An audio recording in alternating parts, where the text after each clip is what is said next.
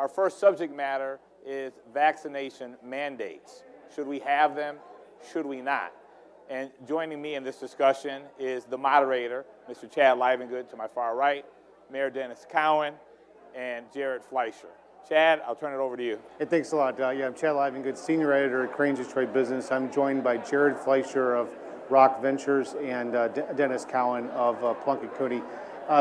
Dennis, recently the President of the United States sent down this message that there's going to be an executive order requiring every business with more than 100 employees to have those employees vaccinated against COVID-19. Talk a little bit about how that's going to play out from a sort of labor law perspective for businesses to implement this. Right. So we're anticipating in the next couple of weeks we're going to get from OSHA what's called an ETS, which is an emergency temporary standard that will lay out all the regulations that businesses have to follow. There's a lot of questions that businesses have right now, especially about record keeping, verification of vaccination, and things of that nature. There'll be about a 2 or 3 week implementation period, and then businesses will follow those regulations.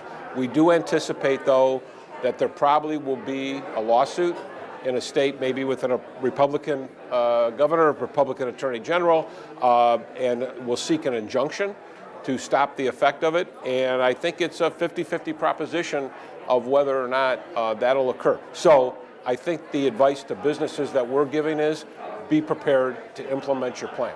Okay. Jared, your parent company, Rock Holdings, obviously owns Rocket Companies, and they employ some 17,000 employees in downtown Detroit and then thousands more in other parts of the country. What is the current policy on vaccines at Rocket or Rock, and you know, how are you guys going to adapt to this? Yeah. We announced a few weeks before the president's announcement that we were really doing exactly what he announced. And I'd emphasize that it's not a vaccine mandate. There's an option. Either be vaccinated or get tested weekly. And from our perspective, it's a safety mandate. The safety of your coworkers and the safety of your community. We embraced that a few weeks before the president made the announcement. We are providing tests for our 23,000 team members now in the state of Michigan. We understand that is a challenge, a supply chain challenge, a pricing challenge, and there's some facets of the executive order that are trying to address the cost of tests. I do have some apprehension about how smaller businesses can bear those costs. I think that's something to keep an eye on. We're a large company. We are able to do it. We think it's important to provide the tests. But ultimately, we strongly encourage our team members to get vaccinated. It's very clear that if you're vaccinated, you're 4.5 times less likely to get infected. You're 10 times less likely to be in the hospital, 11 times less likely to pass away from COVID. We strongly encourage it, but if that's not your personal choice, then you have to get tested, because at the end of the day, you're in an office setting with your coworkers, and we have a responsibility collectively for their safety. Dennis, we've vaccinated or required vaccines among school children in this state for decades. In this context of what we've been through in this pandemic, why not require it, particularly in a business where there's a high concentration of people together every day?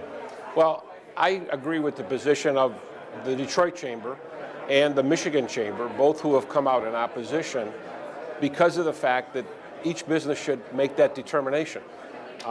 We have, and that's been something that I applaud what Rocket's doing. It's been well publicized. Some hospital systems, such as Henry Ford, have decided that they are going to require vaccinations, and I understand that, and that's their decision to make. And businesses are very different across the spectrum, because we have, of course, a rural agricultural component that employs a lot of people in the state of Michigan. We also have manufacturing, we have offices, and in those offices, many of the people aren't even there anymore. So the question becomes, in some people's mind, why do those people have to participate in this program? Because of the fact they're not even in the office anymore, they're working from the home office.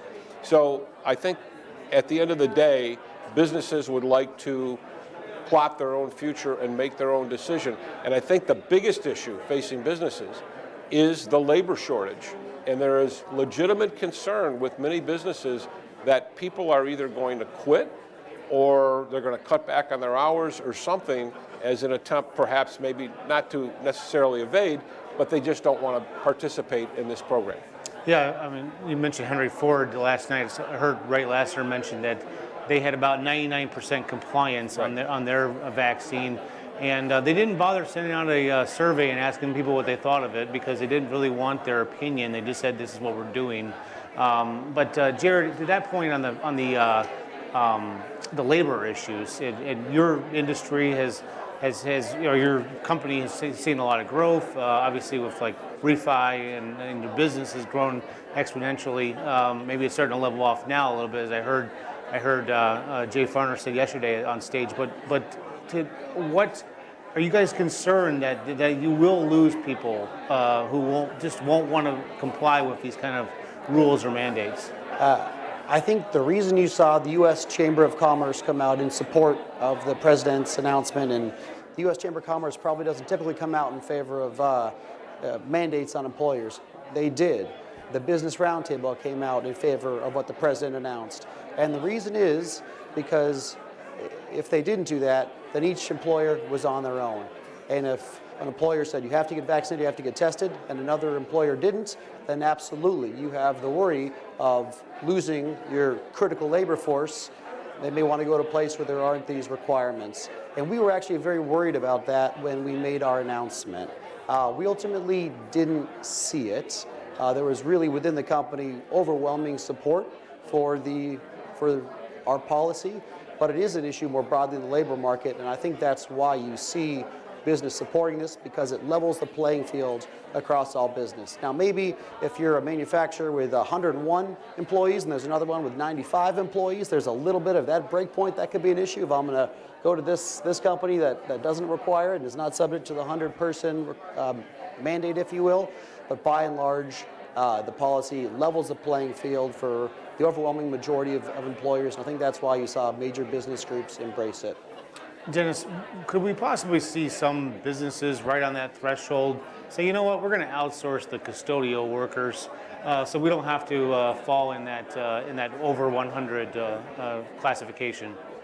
You could see some of that in order to maybe perhaps avoid. But let's be candid about it. Business and members of this chamber have just done a tremendous job navigating through this pandemic because business were really the leaders in making sure their customers were safe, their employees were safe, and many of them went above and beyond many of the mandates that the state government came down with and federal. So, our area, was known as the arsenal of democracy.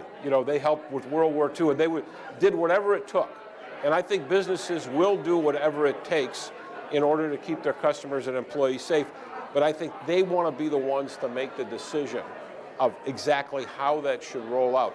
Look, I'm for vaccination. I'm vaccinated. I encourage all my friends and associates to get vaccinated. But there is an element of folks out there who don't for a variety of reasons, and I think we're just going to have to work through that. Jared, your company, I lost my track of thought. Your company is trying to push this needle a little bit by sort of splitting the option. If you don't get vaccinated, you got to get tested every week. Have you seen anything internally since this got implemented that shows people are just like they don't want to be bothered with a weekly test? They're going to go get vaccinated. Is it changing any hearts and minds? Yeah, I actually can't say. We need to wait and see how the data when it comes in. I don't know that we have it yet. I can tell you that we've been very aggressive about educating and promoting vaccines, and we think that has made a difference.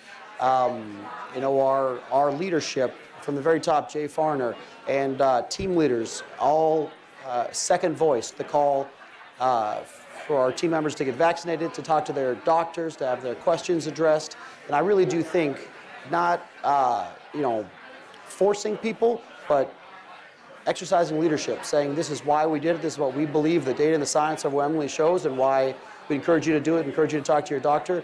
We think that made a real difference. Obviously, with the uptick in Delta, it has made a difference. And our employee base is vaccinated at a higher rate than the population at large. We have a younger employee base, and as a tech company, you see lower vaccination rates among young folks. we have higher than the average. In certain demographic groups, we have higher than the average. We think that's because of culture. Again, Delta's made a difference in really instilling the need to get vaccinated. What I'll say is this too, employer vigilance matters. We had a lot of people not doing the screenings every week. Yes, I'm tested or vaccinated. We said we're going to shut off your computer if you don't comply. You're going to be locked out of our system, not able to do your job. And if you can't do your job, how do you justify being here? And you know what? We had several hundred people who didn't do their certification to say I'm vaccinated or tested. After doing that, we had universal compliance. So when was that? We just did that last week. After a couple weeks of saying you got to do it, email, we finally said we're going to lock you out of the system if you don't do it. It's really important. It's about the safety of your team members, your colleagues, and folks got the message. And we have. Did anybody get locked out of their computer? There may have been one or two, but we really tried to chase them all down. We really did. Okay, so you gave them a little bit of leeway. You kept kind of reminding them. Yep. That's a lot of work involved. Someone had to do some chasing. Yes. Yeah. I mean, how can we expect a smaller business to have the time and resources to do that? You guys got all the widgets and the internals. I don't know if you use Slack, but you have some special whiz kid stuff over at One Campus Marshes. I think that's one of the real questions to see how the regulations come out. Even despite the fact that we do all this, we've got whiz bang technology to track it. Are the regulations on tracking and reporting going to be onerous? Even for a business of our size with a big human resources department. So we're waiting to see. We hope that it's not. We really do. Listen, it's a challenge for smaller businesses, there's no question about it. But what's the alternative? At the end of the day, if you're not vaccinated and you're in close proximity, the virus is going to jump, right? You're not vaccinated, you have much higher viral load, and that's why it's more transmissible. And that means we're going to have more people getting sick, more possibilities for more variants to emerge because you have more hosts. At the end of the day, we've got to take decisive action to win the war, right? And that takes sacrifice. Like you were talking about the arsenal of democracy, to win any war, it takes sacrifice. We hope they strike the right balance in the regulation in terms of not having unnecessary reporting burdens, but we have to make sacrifice to win the war. Dennis, a year ago, we were still living under executive orders in Michigan until about the first or second week in October, and then the Supreme Court said otherwise, and the governor's executive order powers went away, and we went back to using the public health department to issue orders. But I wonder what your thoughts are about what we kind of learned about government trying to zero in on and send down these sort of across-the-board mandates. Yeah. Well, I think it's in a couple different ways.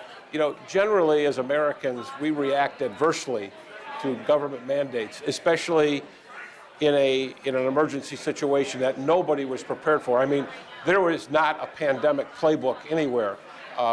Very few people, if any, were alive from the last 1918, the Spanish flu epidemic, and certainly no one who planned for it. So as a result, everybody was doing this on the fly. I think government had to learn along the way.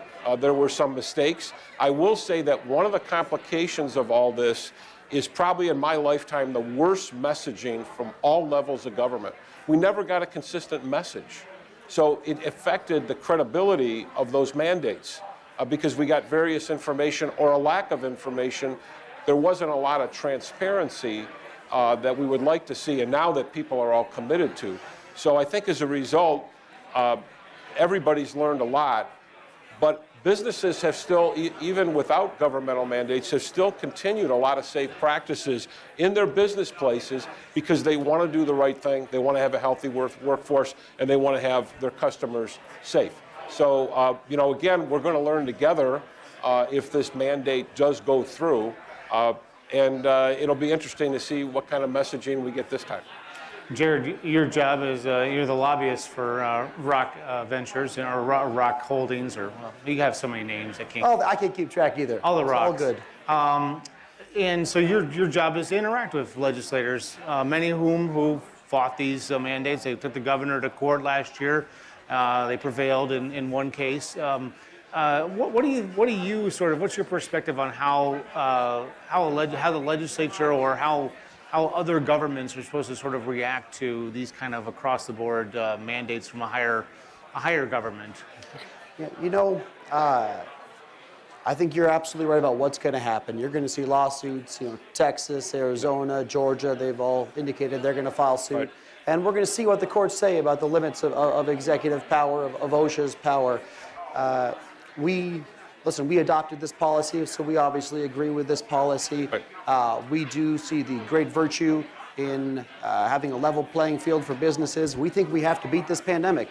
And the more it spreads and the more it hosts and the more it multiplies and varies, the longer we're going to be in this, with the more lives lost. So the court cases will play out. We support the policy, and we're going to keep doing what we're doing to keep our team members and our community safe. Right. Yeah. Just kind of lastly, I mean, to attend this conference, there was a vaccine mandate. I mean, it was like really a passport system through the Clear app. What was your thoughts about how the chamber handled that? I mean, just kind of start with Dennis. I was fine with it. I'm not real tech savvy, so it took me a little while to get through the app, but I managed to do it, and I was proud of that. It wasn't overburdensome. I think we better get ready for that, because I think eventually that probably may affect airplane travel, especially to other countries. So we're going to have some measure of this is going to continue for a while. But I agree with Jared, and I applaud your company for what they've done. And again, you got to make that decision on your own. Maybe some companies got to be pushed a little bit to get some things done. But at the end of the day, everybody wants to see this pandemic over as fast as possible, because it affects business, it affects livelihoods, it affects the health of our citizens. And so, it's not easy on how we get there, but we're going to get there one way or the other. Yeah. Jared, I mean, One Campus Martius, there's other businesses in there, CompuWare and Meridian. They're not probably all having the same exact rules as your business. So, I mean, how do you take a big building like that and sort of guard against someone else bringing COVID into the building? We are a big family company, lots of rocks. One of the rocks is Bedrock. Bedrock is in charge of the common spaces, the lobbies. Sure. And, we followed the law very closely. We enforced, mask policies when those were in effect, and we strongly encourage masks to this day. At the end of the day, COVID is really transmitted in close quarters, close interaction. So it's really happening, within the tenant spaces. So it's really each individual business's obligation and responsibility. It's one that we embrace.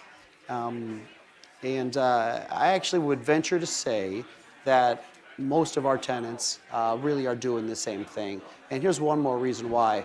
You mentioned the CompuWare building. Well, the Tim Hortons that's in the lobby of the CompuWare building isn't there anymore. The Sundry store that's in the lobby was in the lobby of the CompuWare building. It's not there anymore. The FedEx that was in the lobby of the CompuWare building, it's not there anymore.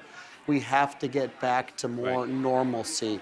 We have to get more people back into the office, even if it's hybrid. We need to get back to more folks being in some of the time, half the time. Our economy depends on it. I truly believe our national economy won't recover until our urban economies recover. Small businesses are going out of business. We have to make hard choices and do hard things so that we don't have to do them anymore in the future. Yeah. One thing I want to add, one thing we all should be doing is that if this mandate survives court challenge, we're going to have a lot more people being tested. We have to have enough test centers. We can't have workers in line for 4 or 5 hours a day waiting to get tested. And hopefully there'll be a system that can be worked out, because we all know there was a lot of issues with the initial testing and people in their cars lining up and things like that. Hopefully we can have as seamless a system as we did when there was the rollout of the vaccines themselves, which I thought worked pretty good. Point, Dennis. But we need to really urge governmental leaders to make sure that we have enough testing centers for all the employees. Well, to that point, Jared, is there a company in Detroit that can help organize testing? If asked, we shall serve. We've been doing it for vaccines. It's a great point, and if there's that need, I'm sure a lot of folks will step up. All right. Jared Fleisher with Rock Central and Dennis Cowan with Plunkett Cooney. Thank you very much for joining us here on this session of Evening View. Thank you, Chair. Great. Thank you. Hey, Back to you, Dennis. Thank you, guys. It was a remarkable segment. Great conversation. Thank you again for our viewers who are joining us. We're going to follow up these guys. Thank you. I think you guys' class is dismissed, I think.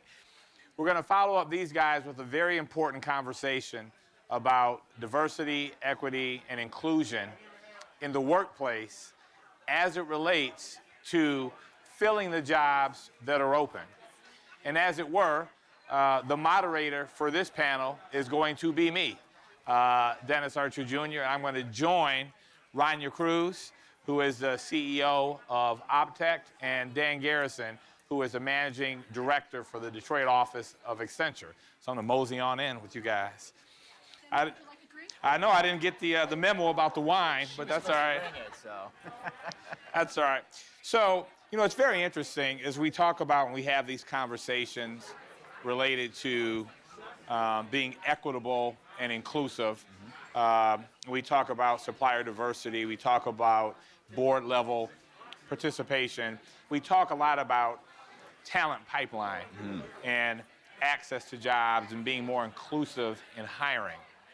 I think the most recent stats I saw said that unemployment rate is somewhere around 4.5%, and there's 9 million open positions still in the country. So a lot of that is the right skill sets are not with the right people to get those jobs. And so I know, Dan, you guys are working a lot at Accenture as relates to programs and apprenticeships to try to fill that pipeline. Tell us a little bit more about that. Yeah, so, you know, it used to be that you had to have a higher education to do consulting sort of work. And as we've watched the technologies that you use to deliver solutions, to write software, to build applications, that is all changing very fast. And it's been changing for a little while. So what's becoming more important than knowing like how to write syntax, write code, is creativity and problem solving and collaboration, those sorts of skills. And we're always going to see big companies have a need to hire individuals with 4 or 6 year degrees. Like that's always going to be part of the model. But what's happening is there are more and more roles that are opening up in teams, for example, in our company, that we show up at our clients and deliver solutions for. There's more and more roles in those teams that you don't need to have those degrees. And so what we have done is we've leaned hard into an apprentice program. And so instead of somebody who has come through and gotten that 4-year degree, they spend 16 weeks in a very focused curriculum of a technology. We bring them in and we put them through further training. And this model works. We have hired 1,000 people, 1,000 apprentices across North America in the last 4 years. And in Detroit, we're leaning into it harder as well. We just brought in a cohort of about 9 from Grand Circus about 3 or 4 weeks back. And we're trying variations of that as well, and something that's kind of neat that I've been pestering Rania about and getting her guidance and perspective on. It's called Unreal Basecamp. But that's the gist of it is. Tell us more about that. Unreal Basecamp. So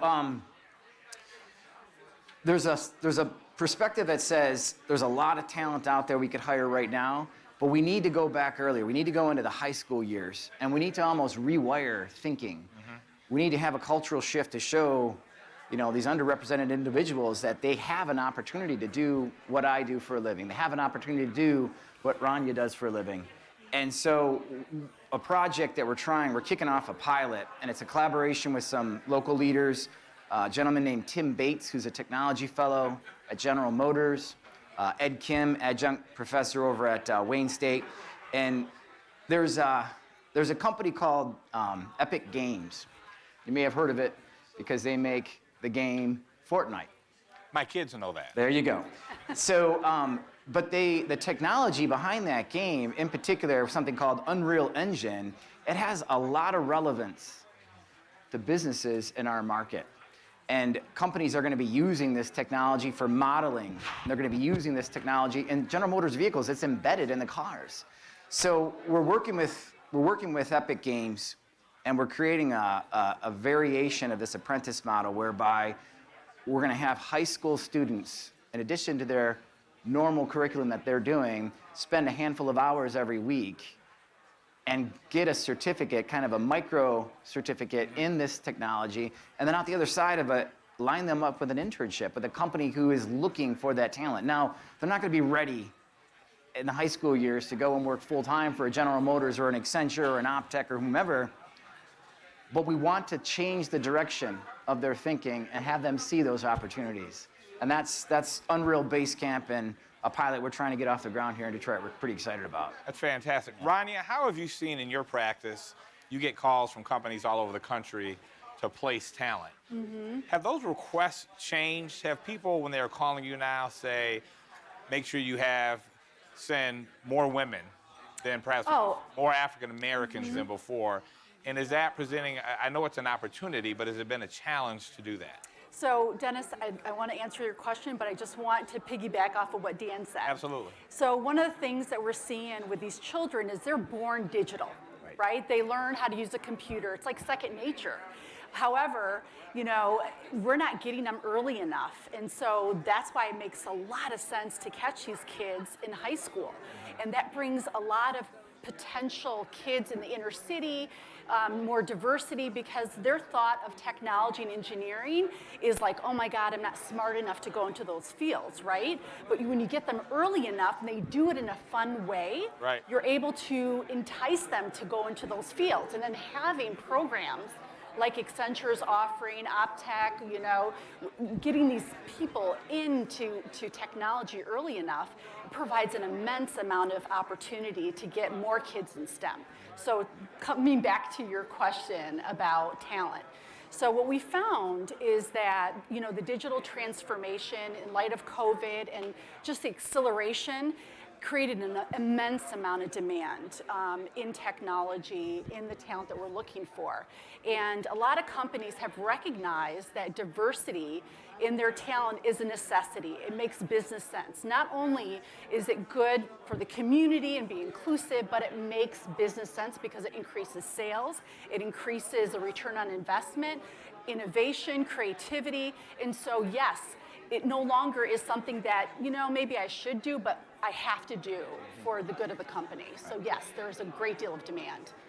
This is also important work that you guys are doing, because these youngsters or these adults who are retooling their skill sets, if you will, they could be the entrepreneurs of the future. That's right.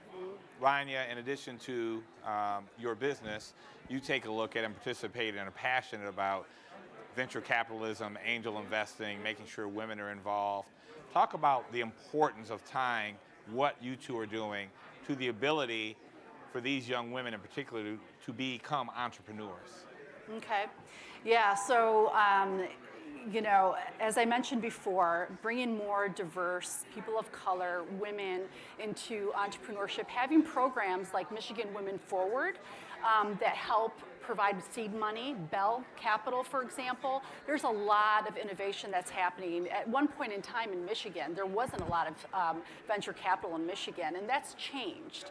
And so there's more money that's flowing into those ventures. I know when I started my business, I couldn't get capital from the bank. They wouldn't even look at me.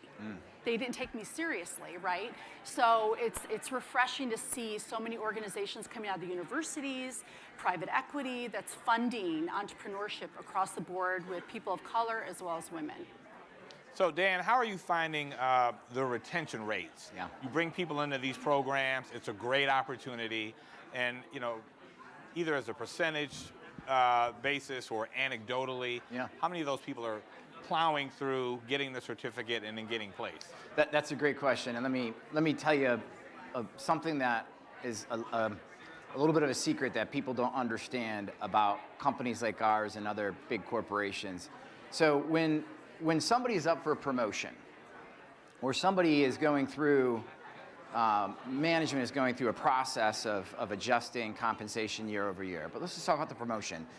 The way it works in our companies, we've got these very methodical discussions, analysis of what people have done. But you know the one thing that we never talk about is what their degree was.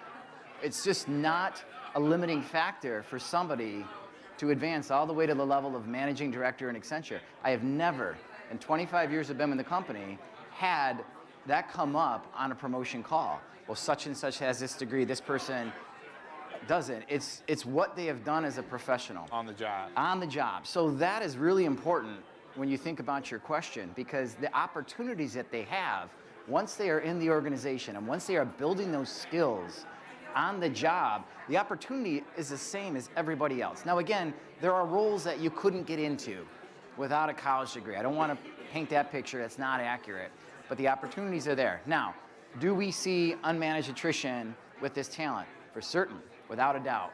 Is it materially higher than our normal unmanaged attrition? It's not. There's some cases, but what they do is they go to a competitor, and good for them, right? In terms of them being an individual that wants to advance their career and that's the right decision for them, those things happen. If they come out of consulting and they go into industry, good for them as well. But we see that stickiness with these individuals, and a lot of it comes down to making sure that the programs that we do, the training programs outside of our company, they are pulling students in that have that passion and that commitment in the first place. So there is filtering that happens early on to make sure you're not going to get somebody who's going to do this 10% of the way, give up on the training, or quit the first week. Like, people are people, and we're going to have that regardless of where they come from, their color of their skin, any of that. But when they join our company in very little amount of time, they're like everybody else in terms of the opportunities they have and what they get out of it as an individual being in that profession. Yeah, I asked a question because, a lot of studies will illustrate the fact that whether it's women, people from the LGBTQ community, African Americans, sometimes don't feel comfortable at work. You've heard the term lately that we want people to feel comfortable bringing their true selves to work. So that's work, that's school, that's these programs. And so the most successful companies are those that embrace that diversity and make those people feel welcome, and they can bring them their true selves to work. That's right. Ryan, within your own organization at Optech, coming out of George Floyd and other related incidents, what changes have you made in how you conduct business within your own organization? Honestly, Dennis, in terms of my experience, we've always had diversity inclusion as a core fabric of our organization. So we didn't have to make many changes. There's a lot of women, a lot of people of color. What we've done is created more wraparound services. So provided them more education, support, mentorship to make them more successful in their careers. So that's, we've done more of that in collaboration with a lot of great organizations that are in our state, so. And Dan, what about Accenture? Large organization, global. Yep. I know from talking to our good friend Dean Brody that there are a number of initiatives happening within the organization. Anything you'd like to share, or any best practices you'd like to share with people in the audience or the viewing community? Yeah, so you're right. Accenture has taken the topic very seriously even before all the events of last year. But last year was a bit eye-opening because we had to try new ways to make people feel comfortable and expressing what I say is raw emotion. Like we had listening sessions that ran for 8-12 hours, literally. And people would tell their stories, and it was learning, it was opportunities for white male leaders such as myself to hear their perspectives. And well, we did those things in measured ways before. In the middle of the pandemic, where we couldn't sit near each other and connect and have those conversations, we were forced to do it virtually. We had to test a lot of things on how we provided that safe environment for people to just get it out there and help understand things like microaggressions and testing different ideas of, I personally spoke to every diverse individual out of the Detroit office. It took months, but I had one-on-ones with every one of them and heard their stories and where they were on their journey through that situation. So that is upgraded, I think, a lot of things that we already had in place in a company. And that's the name of the game. You have to do more. What we're doing today is not going to be everything that we should be doing 12 months from now. And that pattern's just going to keep repeating. Ryan, as we close, we got about a minute left. That talent pipeline has to start with students. So it's really K-12 all the way throughout. the people coming to be in your apprentice programs, being available to be placed by your company. What changes do you think need to happen institutionally in how we educate our kids in the state of Michigan? Well, clearly, we need to change the curriculum K through 12. We need to introduce more STEM. We need to introduce programs like yours, Accenture. We need to get more people interested in STEM occupations, but we need to offer that in underprivileged areas and to people that don't look like us, you know, that really we can pull them out of poverty by offering these programs. So we need to be inclusive in our educational system. It can't be in some areas, not in others. As you all know, this is a very hot conversation up here on the island. Unfortunately, our time is up. We could have stayed up here probably for another 20 minutes. Could have easily. Thank you very much. Congratulations on your programs. Congratulations on working together, and thank you for being here. Now I'm going to go get a glass of wine. Perfect. Yeah. All right. Thank you. All right.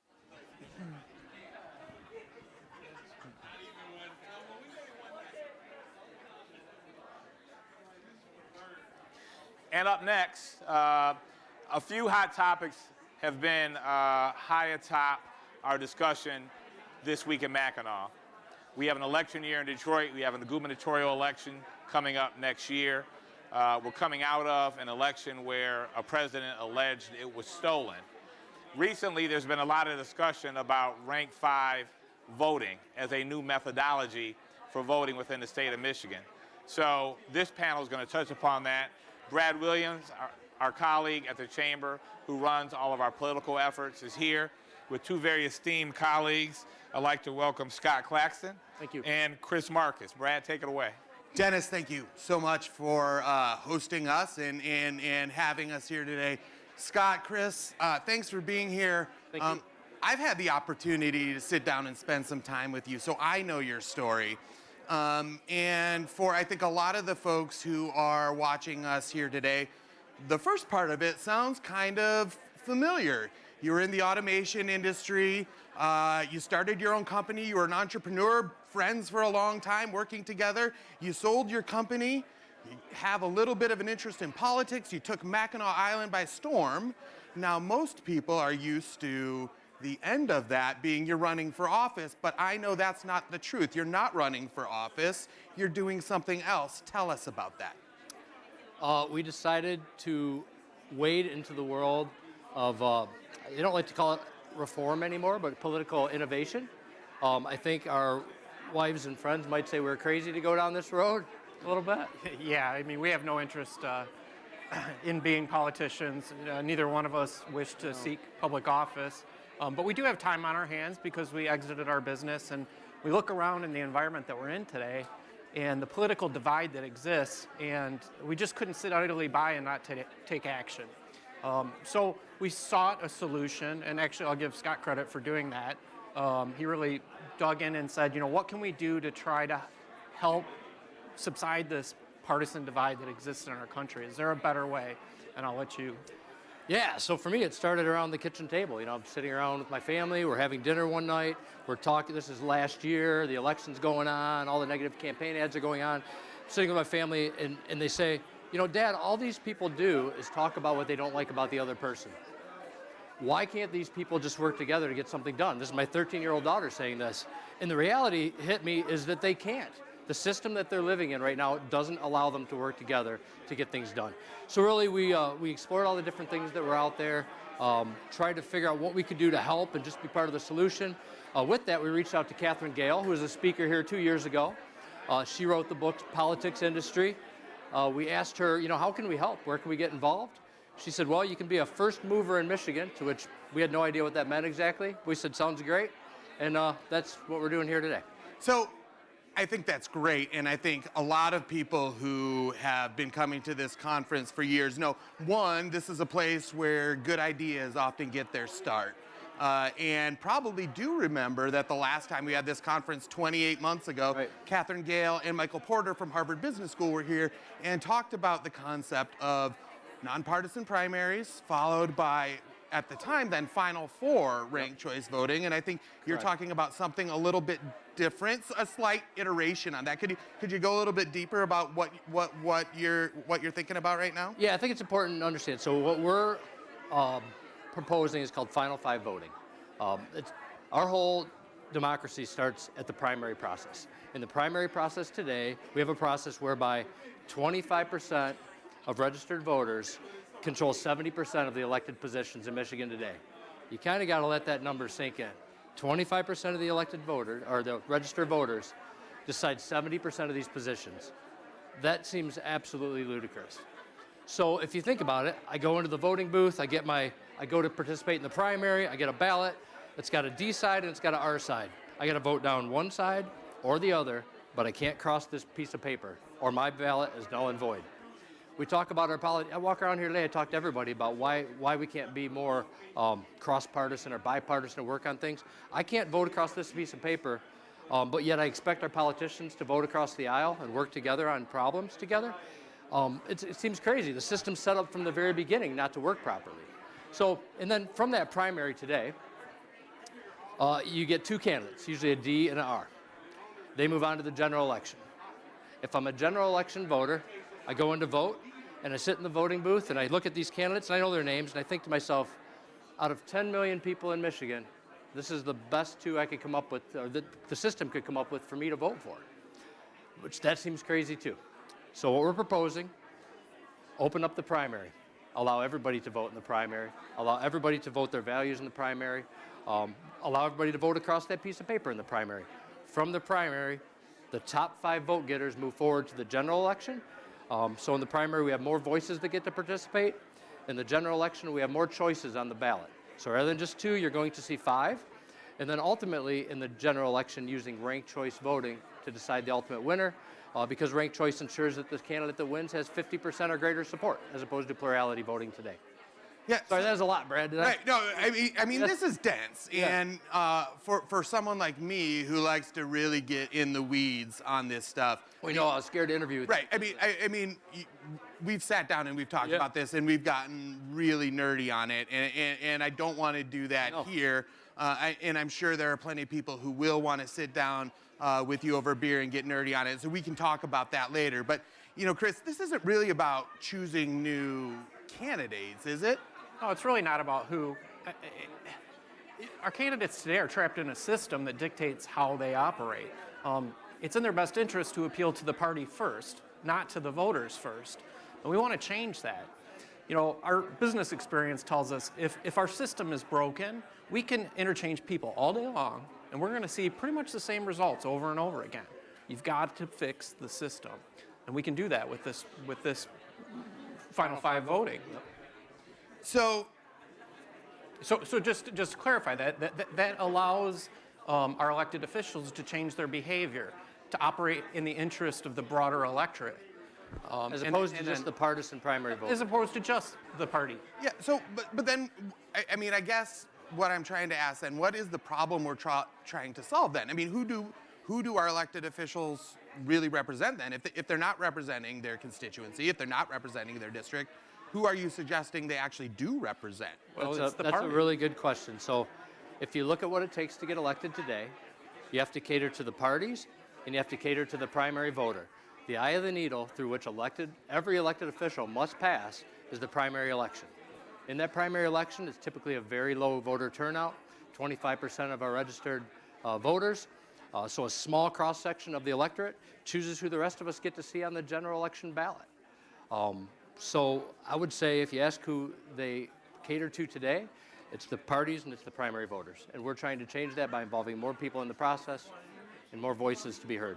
I think it's interesting as we sit here, you know, and I'm looking kind of right across from me at Mayor Archer, and I'm thinking about elections that happen in Detroit. Don't worry, Mayor, I'm not going to ask you to opine on this subject. That wouldn't be fair. But you know, I think about elections that have been happening in the city of Detroit for, you know, as long as I can remember, have been nonpartisan, right? And most municipal elections are nonpartisan. But I remember there was a city council member, a candidate for city council I was talking to, who had been a state legislator, who said to me, I've never run in November before. I'm not sure how to do it. Because in Detroit, exactly right. of course, you only need to win the Democratic primary Correct. to win a partisan election. And so this was this candidate's first time having to speak to all of their voters. Isn't that crazy to think about? Right. And so it was an interesting conversation and a real aha moment for me.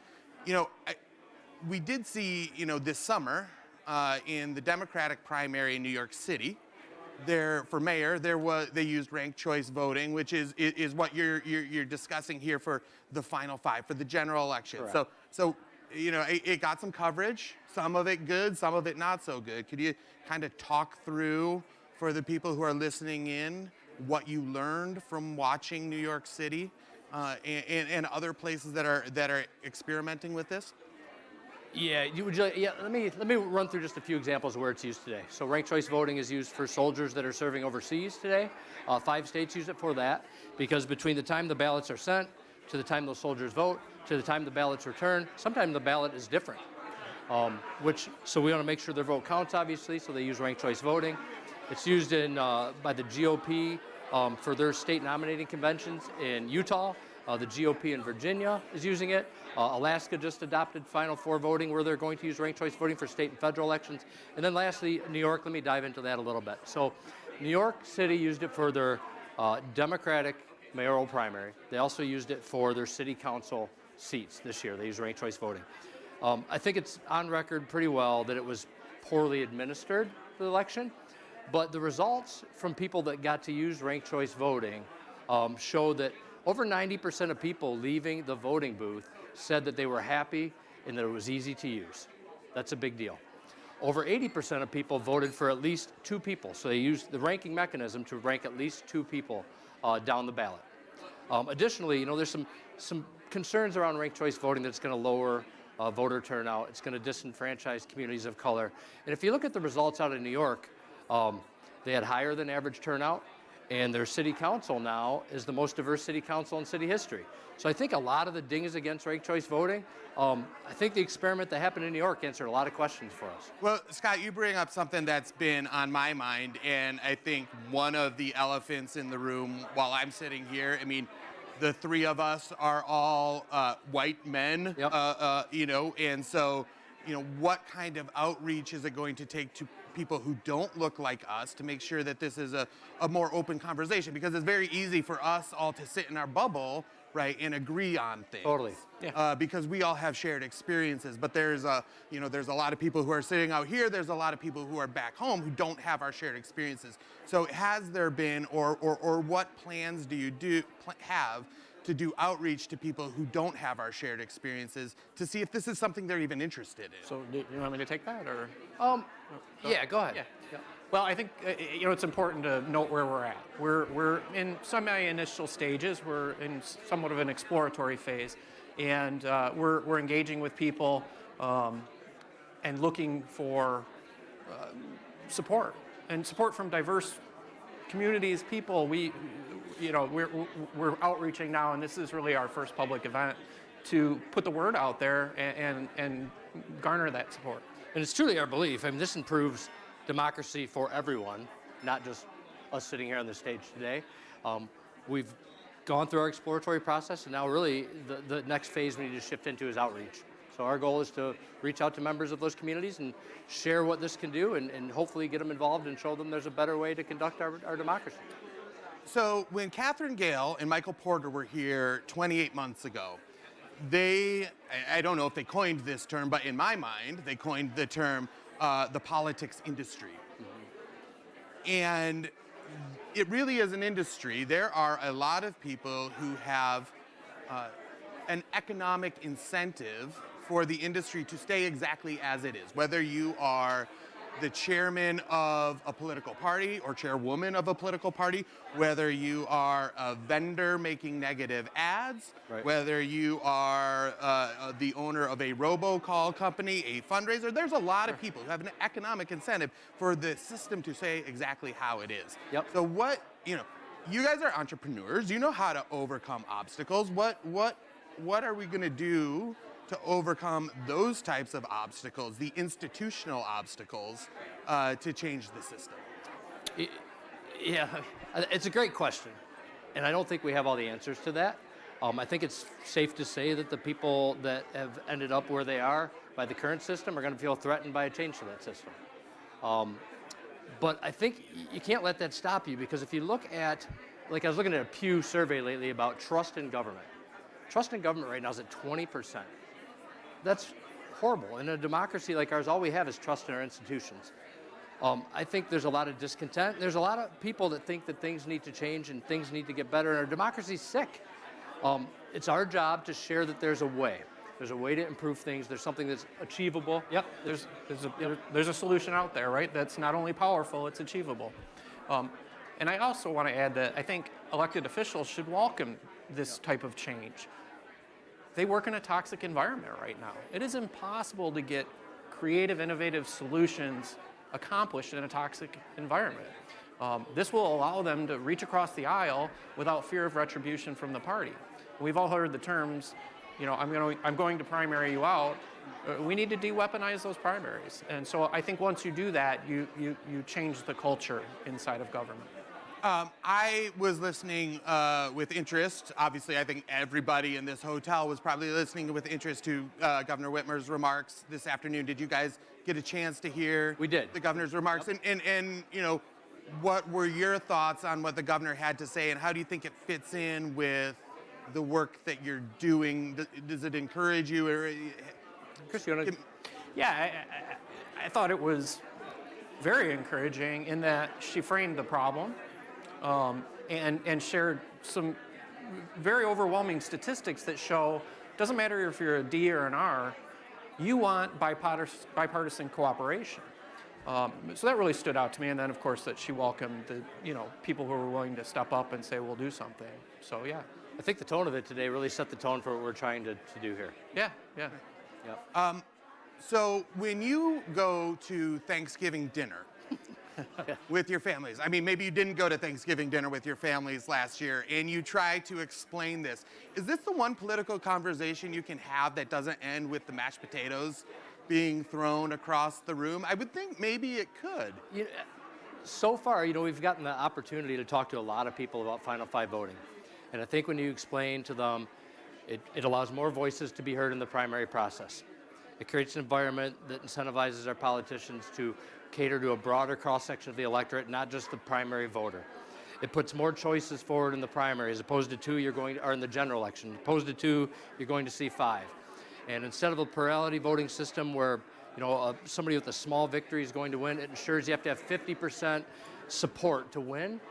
It's not really an inflammatory conversation. We're just showing how the system can improve for all of us. Okay, so let's make a little bit of news about this. Oh, yes, I haven't had any mashed potatoes on me yet. I guess let's make some news about this then, because I know some people in the media center are probably listening in too. What have you actually done about this so far? Well, so we started, basically right now we're still in the evaluation phase of things. So we had to first figure out if what we want to do is legally possible. So we commissioned a study of the state constitution to figure out if we could actually do what we'd like to do, and that proved viable. The next thing we did is to figure out, is this just something that we like, or is there actually support out there? So we went out and conducted polling. We used somebody that a lot of people are very familiar with, Mark Grebner, here in Michigan, to help us with our straw polling. We're polling over 60% right now. It's showing a lot of support here in Michigan.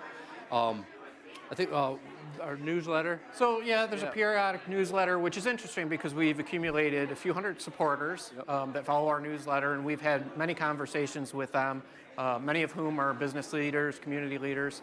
And interestingly, that makeup is people from the far left, people from the far right. Going back to your question about the Thanksgiving dinner table, No mashed potatoes so far. We've had conversations with some very right and some very left, and those have been very comfortable conversations, and we've garnered a lot of support there. What I'm hearing is that you guys have seen a lot of green lights so far. We have. I guess since you've stepped foot on this island, has there been any red or yellow lights that you've heard? I mean, I know I've introduced you to some folks. I'm sure you've made some contacts. Are there anything that makes you feel like, less than optimistic since you've been here? No, to be honest. So far, no. And we've met with a lot of democracy groups, a lot of business groups like the chambers, and really everybody we've talked to and shared this idea with so far is curious. Yeah.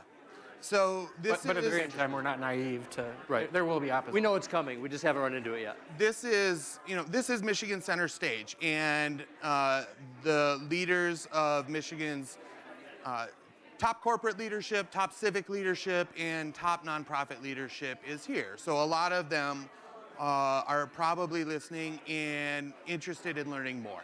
What should they do? So again, we've been in the exploratory phase. We haven't gone public yet until like just now. Hi, everybody. I think the best way for them to reach us right now will be at ffvmichigan@gmail.com. Email us. They can join our newsletter that way.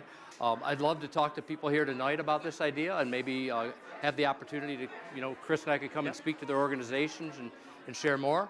And I think that's really our two big calls to action right now, or three big calls to action at the moment. Yeah, we're looking for support, and we'd like people to reach out via email and get on our newsletter. Yep. So I just want to repeat, you guys sold your company. Mm-hmm. You took Mackinac by storm. Is that what we're doing here? You're interested in politics. Yeah. We're interested in innovation. And you're not running for office. Absolutely not. Okay, this is a Especially not in the current system. Folks, this is a Mackinac Policy Conference first. You're witnessing it here first, but Dennis, I'm going to hand it back to you for our next segment. Thanks, Brad. Thanks, guys. Thank you. This was very helpful. I, for one, go back and forth as to which style of voting we should have in the state of Michigan. This was very helpful, and I'm sure it's a conversation that we will continue to have. Another conversation that we will certainly continue to have is about the presence or lack thereof of women on corporate boards. Very important topic. You heard Carla Walker-Miller touch on it earlier on the main stage. We're going to continue that conversation today with Zoe Clark. Good afternoon, Zoe, as our host. Portia Roberson, who is literally one of my oldest friends in life. Portia, it's good to see you. And David Parent, who is the managing director of the Deloitte office in Detroit. Thank you all for being here, and we look forward to your conversation. Thanks, Dennis. Well, I got to say, I like these numbers. 2 women to 1. Yep. Liking that seating. That works. So, David, you have a study from Deloitte that came out about the percentage, right, of women on these boards. So let's dig in. What are the top lines? We've only got 15 minutes, so we got to keep it somewhat but put it into perspective for us where we are in 2021. It's a study we did with the Alliance for Board Diversity. Long-term look at data from 2004 to 2020. The good news is there's been progress. Of the Fortune 500, 40% of board slots are held by minorities or women. Yep. And the trajectory is positive, but it's not positive enough.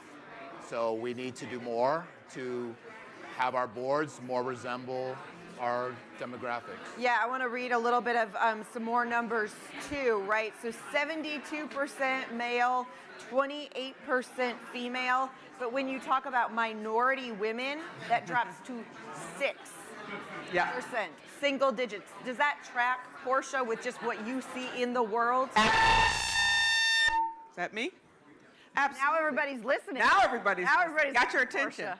attention. Absolutely, it does track, and we know it doesn't make good business. It's bad business to not have minority women represented on your corporate boards. Right. So we're starting to see things change. I think people are recognizing that more and more, but the reality of it is we have to do better.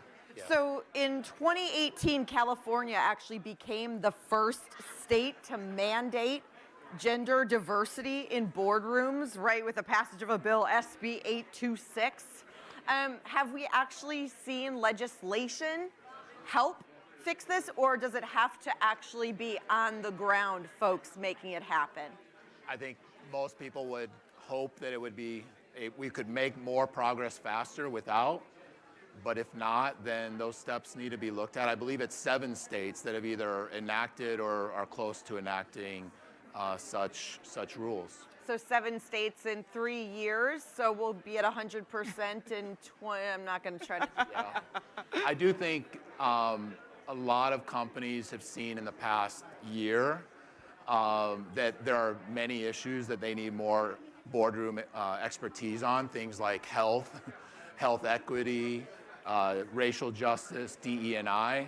And if you have an all-white male board, you can probably assume you're not bringing a full picture to those topics. So a small silver lining might be, and we've seen it in the past year, some acceptance that more diversity in the boardroom is going to help on those issues that are not traditional strengths for some organizations. Are you seeing change happen? Slowly. Actually, too slowly. I mean, when you talk about needing to enact legislation to force boards to diversify, it really speaks to how much resistance there is to it. And the problem with that resistance is it doesn't serve anyone well. The reality of it is that, you know, whether you're buying a product or selling a product, whether you're trying to convince women to use your services, women sitting on corporate boards give you the kind of knowledge you need to promote those things that you're selling, those services that you're trying to provide. And so I think more so than legislation is how it hits your pocket. Yeah. When you make that mistake because you didn't have any women and you didn't have any black people on your board, you pay for it. You pay for it in a culture that cancels folks. You pay for it in the sense that the Twitter world goes crazy and talks about that bad ad that you had. And you can eliminate that and avoid that in large measure by having a diverse board with diverse voices. And what does that mean, though, you know, from your perspective where you're doing these studies about our country, that it has to be a business case to be made, an economic case to be made, instead of, I don't know, an intrinsic, let's just make sure that equality for all? Like, what does that say about where we're at as a country? Well, you know, though, for me, the business case doesn't bother me, right? I think, you know, we're a capitalist society, right? Money drives what we do. And so, you know, it doesn't bother me that it's smart business to have a diverse board. I think, you know, if that's what has to motivate you to do it, that's okay with me. Yeah. You know, as long as you do it and do it quickly. So you said change is happening slowly. Yeah. Who's doing it right? Like, where do you look to see that is how we want to follow? That is how you do it.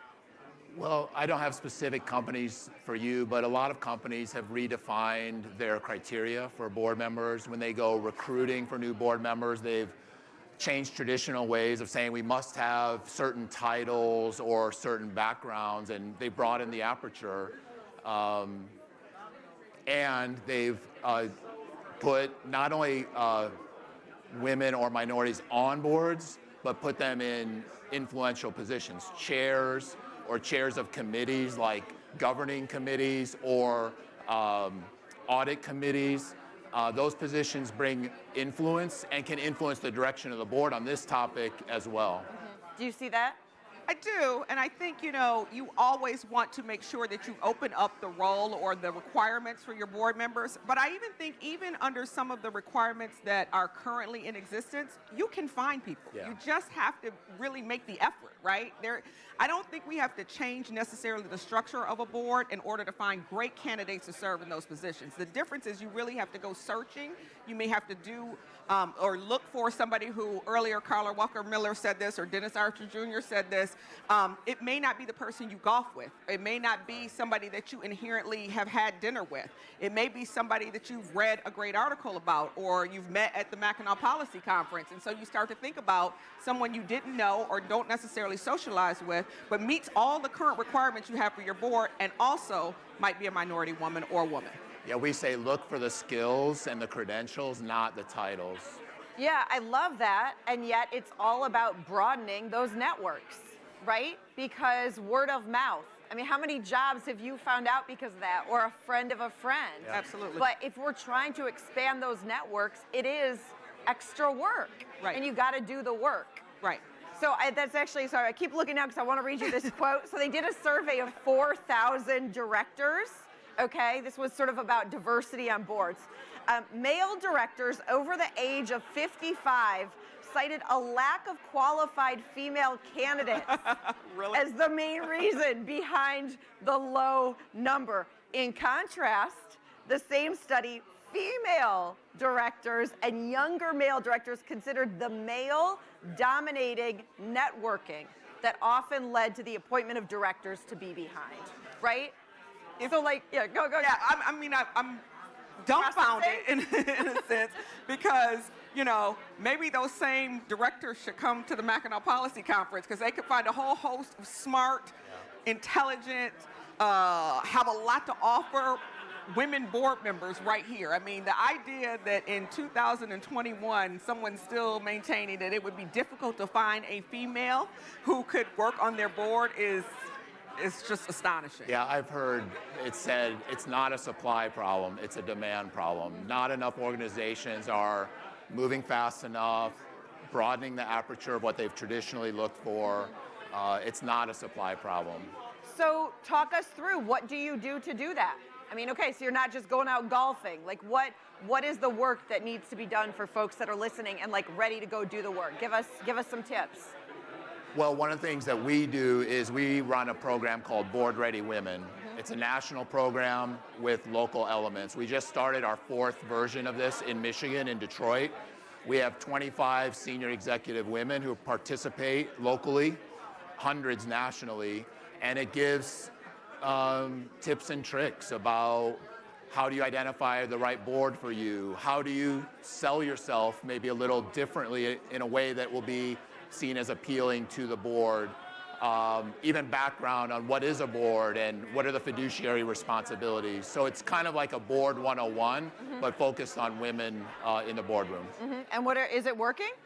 It's working. We've helped place hundreds nationally, dozens locally. It also introduces some of what you're talking about. There's a networking aspect, not only from presenters to participants, but among them, they leverage each other's networks to help get on board. It becomes exponential, right? It's absolutely. the John Bacon 6 degrees suddenly, but of women. Right, exactly.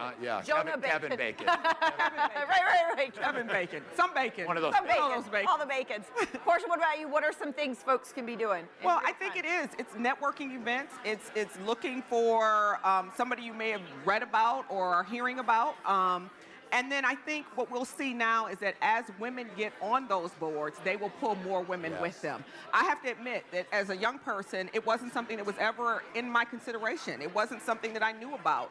I didn't know that there was I shouldn't say I didn't know there was a problem, but I didn't know there was a place where I could go that would teach me how to participate in a corporate board, and how to sell myself to those corporate boards. So something that Deloitte is doing is incredible, right? Because it's giving women senior executives the opportunity to get in these programs so they can get on those boards. The one thing I would add, though, is that once you're on that board or once you've invited that woman to your board, you have to make sure you let her voice be heard. Like, don't just have her on your board because you need to meet that quota of having women or black women, brown women on your board. Make sure that they are in a place where they can voice their opinion and listen to what they're saying, because most of the time they'll help you avoid some of those traps that we talked about earlier.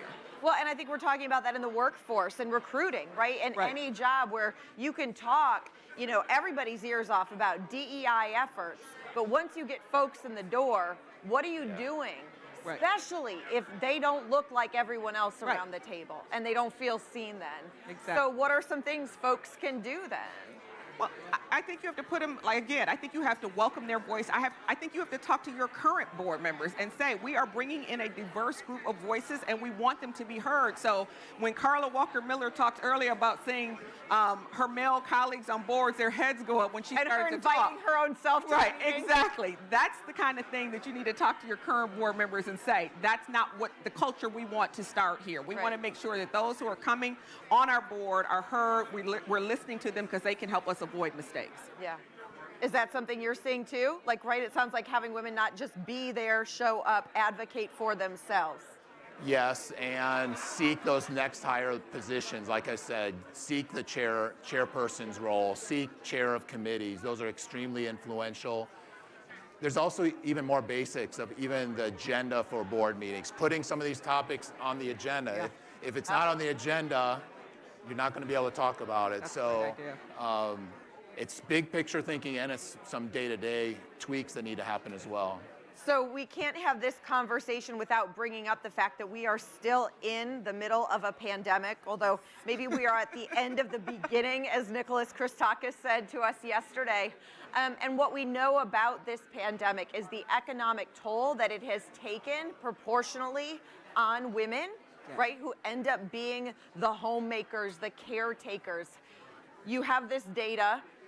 things are getting better. Are you concerned that the pandemic is going to set things back as women leave the workforce because of the pandemic? I'm concerned with that issue for the workforce at large. For the issue of women in the boardroom, I think, again, it's a small silver lining, but I think all of these issues have shown that more diversity in the boardroom is actually going to be helpful, like we talked about, to help organizations better address them. If you don't have any understanding of the concerns around health equity or racial injustice, et cetera, if you don't even have the right people to have the conversation, your organization is not going to know what to do with that. So I think in the boardroom, the events of the last 18 months actually will be a push in the right direction. It still remains to be seen, will it accelerate things fast enough? What do you think, Portia? Well, I mean, I think that, again, when you have those voices there, they are really going to guide how we return to work, so to speak. Really talking about that voice will be the one that tells you whether or not asking all of your employees to come back in after 18 months of having to, working from home and being home when your children come home and having to do some caregiving and having to be educators at home. I mean, really, those are the voices you really should be listening to in this moment, not just because of the business aspect of it, but the social aspect of the fact that now that the workforce, we have a lot of people leaving the workforce, as we begin to transition back into offices and those kind of things, hopefully, you want to hear from the women who have been doing a large part of the work, and how do we do that in a way that we are going to continue to grow for the next 10, 20 years. Because I think what we've seen in the last 18 months is that our world is going to change, right? It has changed, and it's not going to go back to the way it was, I think, in the traditional sense. So listening to those voices will help us figure out how's the best way to get back to the business at hand. The world is changing and our demographics are changing. Absolutely. And so it's inevitable to make sure that those two mirror, or there's only going to be even more of a difference there. Absolutely. Thank you both so much for your thoughts and your brains and doing the work. Thank you. Thank you. Thanks. That was fantastic. And David, you held your own. I was a little concerned. They had you right there in the middle. You did a great job. And great program that you guys have, too. Well, a little while earlier, we talked about voting by rank as a potential alternative. Now we're going to talk about voting rights and voting in general. Again, as I mentioned in my previous comment, in the most recent presidential election, there were some assertions about the election being stolen. That then fostered what some would say is an attack on democracy and an attack on the right to vote. And so these and other topics I'm sure this panel will tackle. Nancy, good morning. Good to see you. Love the hair. We also have Rick Pluta from Michigan Public Radio. Thank you very much for being here. And Jim Lilly, state rep from Park Township. Nice to see you. Nancy, take it away. Dennis, I get to take it away. We all are. That's what she said ahead of this, too, It's actually. strange for me, too. Hi, thanks for joining us. So as you heard, Representative Jim Lilly from Park Township, the Fighting 89th, home of the West Ottawa Panthers, go Panthers. Nancy Kaffer from the Detroit Free Press. Voting rights is what we're talking about. Jim, we're going to start with you because there is a package of bills before the State House of Representatives and the Senate too, dealing with having to show a photo ID to get a ballot, a ban on mailing absentee ballot applications. Why is this so important? Sure, Rick. I think it's a great question. I think it's worth talking about. So, from our perspective, I think there's been a lot of thought around election integrity in Michigan. I'm hearing from a lot of my constituents, a lot of my friends, that they have concerns over sort of how elections are being run in Michigan. And I think it's important to talk through some of those. We do our best to reassure our constituents that, elections in Michigan are free and fair. Our local clerks, for the most part, are executing these well. But we have identified a number of issues in the process that we think can be better. Some of those were identified by the Auditor General report that recently came out. And so I think it's important that we work on these issues now and try to find bipartisan solutions that restore the faith in the integrity of our election system in Michigan, because ultimately that really puts our democracy at risk if there are significant portions of our population that don't feel like the election integrity is where it should be. So very quickly before we go to Nancy, restore confidence by who? And I want to refer to a Glengarriff poll that found that 88% of people believe that voting is a right and there shouldn't be impediments in front of it. Sure, and I don't think anybody's suggesting that voting itself is not a right, but it's certainly a privilege and a responsibility as well. And I think that we have to make sure that when people are deciding whether or not they're going to go to the polls, and I hope that everybody makes the decision to go, but that they feel like when they get there that their vote is counted appropriately. And I think that's what this is really about. And again, I'm glad to hear that the majority of people in that poll believe it's a right, but it's still incumbent upon us in government to ensure that those elections are carried out in a way where that integrity is maintained. And that's really what this package of bills is all about. Okay, Nancy, you've written about this. Yeah, I think it is very important to make sure that our elections are free, fair, and have integrity. And good news, they are. There is no widespread fraud. No one has been prosecuted for voting fraud. Gosh, Rick, because that hasn't happened in years, right? Like there is no one out there committing fraud. So our elections are free and fair, and trying to pass a bunch of rules that make it harder to vote in elections that are already safe and secure, it's like you have to actually ask what the real point of that is. It seems like a more powerful message would be to explain to people that actually our elections are secure and that we don't need a bunch of stuff, larded on top of them to make them more secure when we know that they are functionally working very well. And I'm glad to hear that 88% of people feel that voting is a right and shouldn't have additional impediments. I hope that folks listen to that. So, follow up to you. What is the damage of going to that group of people who have questions and adopting bills that say, your concerns are being heard, and so we're going to pass some new laws to reflect that? When you say we need to make it harder to vote, you're tacitly agreeing with the idea that there is fraud, that it is too easy to vote, that there's opportunities for malfeasance, which there aren't. So it's like if my house is totally safe, I have an alarm system, I have a Ring doorbell, but then I say, ooh, I feel like it's not quite safe enough, so I'm going to build a wall around it. Like we don't need to do that. You have a safe, secure election, and again, passing laws that are going to make it harder to vote on the presumption, because the presumption for all of that is that there is something wrong that has to be fixed. So that's the problem with that. Jim, is this the best timing for something like this, considering, the controversy, the violence that we've seen both at the U.S. Capitol and at the Michigan Capitol in terms of confidence in election? Sure. No, I think it's a fair question to ask, but ultimately, I think, despite the fact that there is current controversy, it is still the appropriate time to address it, because again, and I would point back to the Auditor General report, which has identified some issues that we can improve upon. And again, I view that as sort of a nonpartisan report that identified some opportunities for improvement. We have a bipartisan coalition of clerks in the state that has identified a number of areas that they believe that we could improve things. And so I don't think it makes sense to delay hearings and discussions along those lines, because now is a more important time than ever to actually address it. Because again, I agree with a lot of what's said. There's not systemic fraud in our system. We do everything we can to reassure our constituents of that.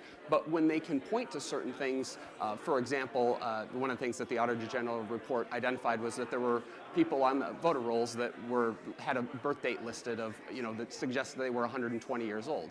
Well, we clearly know that that's not the case, and we can go through a number of steps to potentially clean that up. And having discussions around that, I think, again, that's about improving the perception of the election integrity that we have in our system. I don't think we're talking about wholesale changes. For the most part, I think we're sort of talking about returning some of these systems to the way that they were sort of pre-COVID and pre-pandemic, and some of the changes that were implemented during the pandemic. And that's really, I think, what we're focused on, but certainly I think there's room for some bipartisan agreement in some of these areas. So it's worth noting that a lot of the changes you're talking about, like same-day registration or no reason absentee voting, were actually implemented because of a 2018 referendum, a constitutional referendum passed by an overwhelming majority by Michiganders.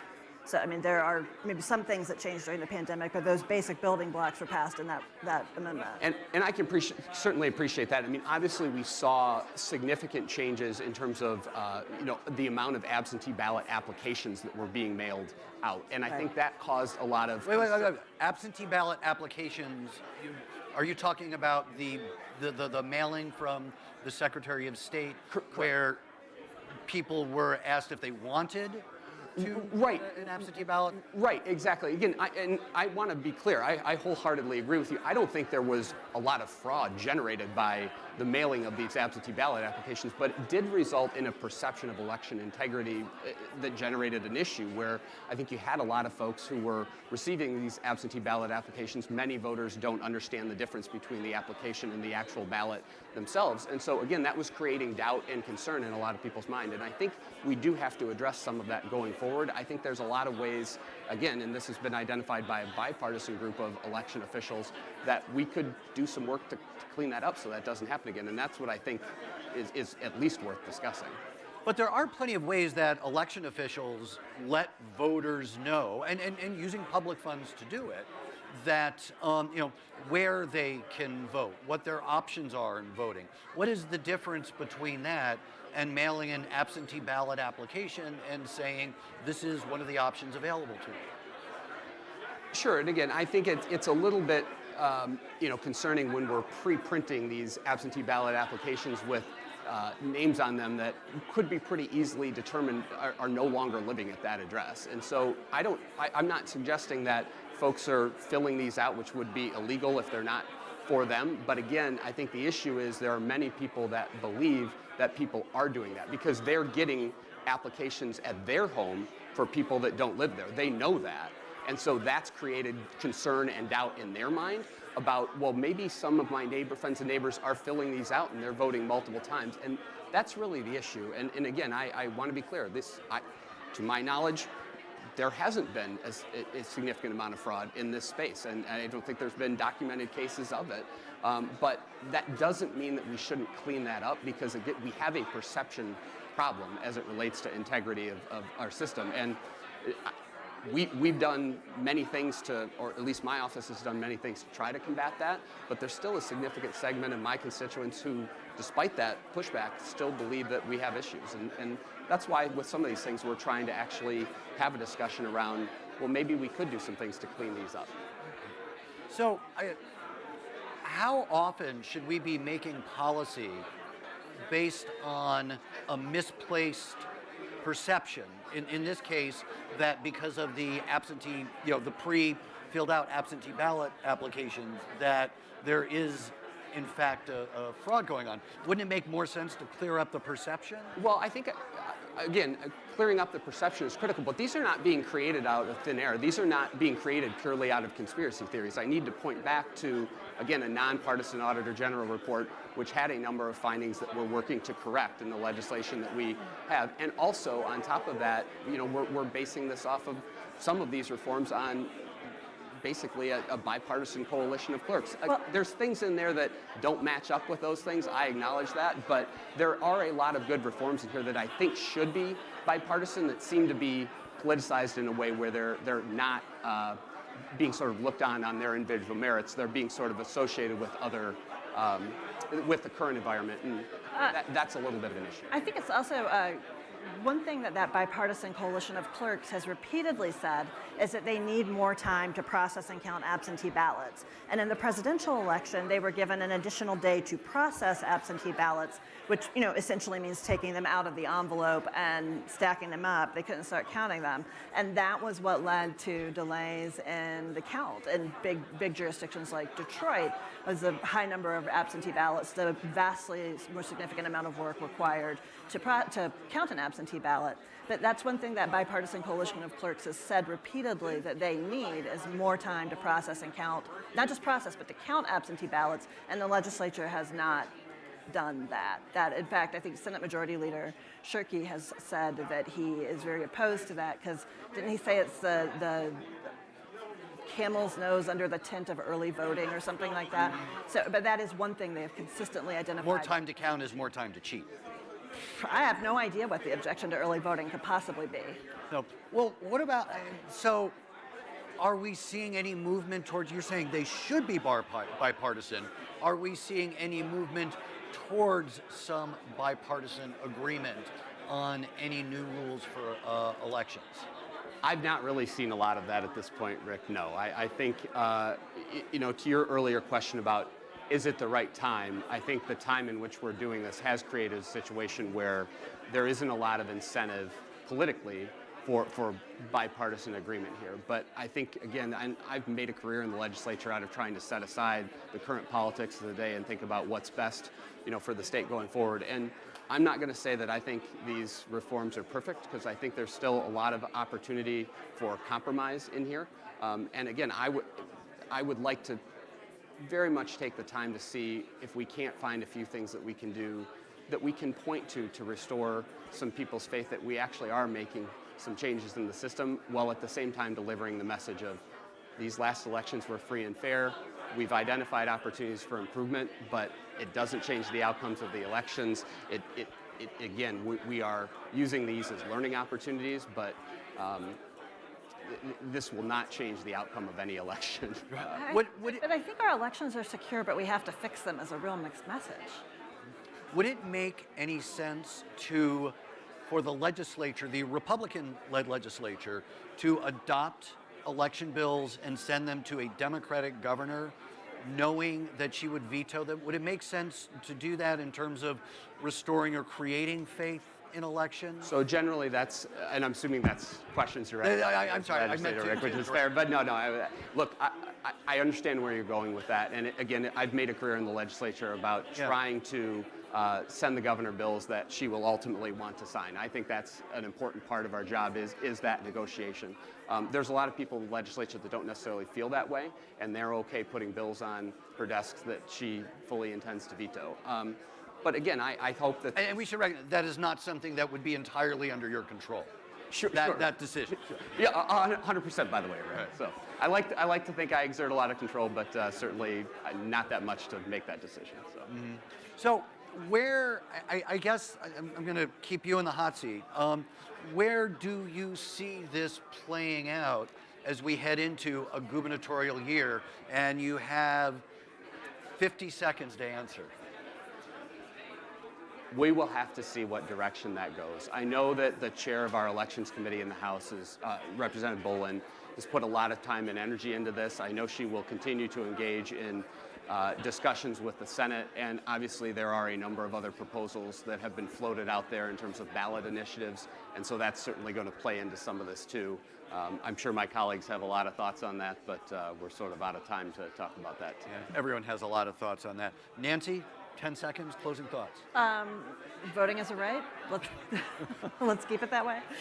Nancy Capper, columnist with the Detroit Free Press. Thank you. State Representative Jim Lilly, Republican from Park Township. Go Panthers. Thanks a lot for spending this time with us. Thanks a lot, Rick. Thank you, guys. Fantastic conversation. Appreciate it. Wish we had more time for you, but we don't. Enjoy the rest of your evening.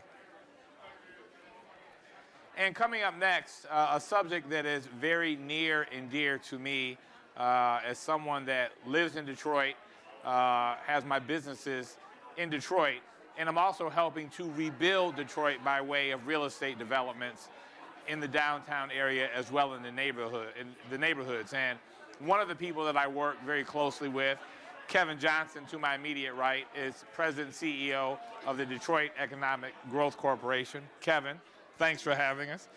Paul Gardner, good morning. Morning. Paul is the business editor from Bridge Magazine. And Paula Gardner, excuse me. And lastly, we have, I'm getting my notes together, Rick Baker, President and CEO of the Grand Rapids Area Chamber of Commerce. I have to say to you, I've been up there multiple times looking at what's happening with your hospital developments. I'm close to the guys at Banff that are doing that, new technology there. And we talked last night about what Michigan State is doing up there in the community, although I have to say go blue to that. But very good to see what's happening up there. And Kevin, I would urge you to go up and visit and see what's happening up in Grand Rapids. But Paula, I will turn it over to you. Thank you. And as Dennis said, this is so exciting to get to talk to a community leader in Detroit and Grand Rapids, because both cities have just done amazing work making them destinations for people across the state, but also people coming from outside who are really enjoying your communities. And I think the residents see a big change too. I call it transformational. I'm sure I'm not alone. So could both of you tell me, what are your recipes for success? I will say that the critical mass piece was engineered and designed to facilitate more activity in downtown Detroit. And because of that, it has generated this level of curiosity among those who left Detroit and thought that our downtown was not going to be the vibrant place that it's become. But the key to our success has been significant corporate investment in both commercial development, office development, and the thing that's near and dear to my heart is residential development. Because without critical mass, downtowns won't work. So to be able to attract retail, and I know that's important to Grand Rapids as it is to Detroit, was facilitated by large corporate investments saying that residential would be an anchor to a downtown Detroit, and it has become that. Factor in the sports teams that have moved back to downtown Detroit over the past years, most recently the Detroit Pistons, and now we have multiple attractions that bring people into downtown Detroit. So it has to become a place where people are curious about what's happening, but also anchored by large corporate investment in that regard, not to mention job creation. Great. And what about Grand Rapids? I would echo some of his comments, and it's been a long journey, honestly. I don't know, a lot of people recognize that at one point, people in the area referred to it as Bland Rapids, because downtown wasn't a place that people wanted to be. And so it was the very intentional effort of the corporate leadership to reinvest in their community, but in partnership with local government.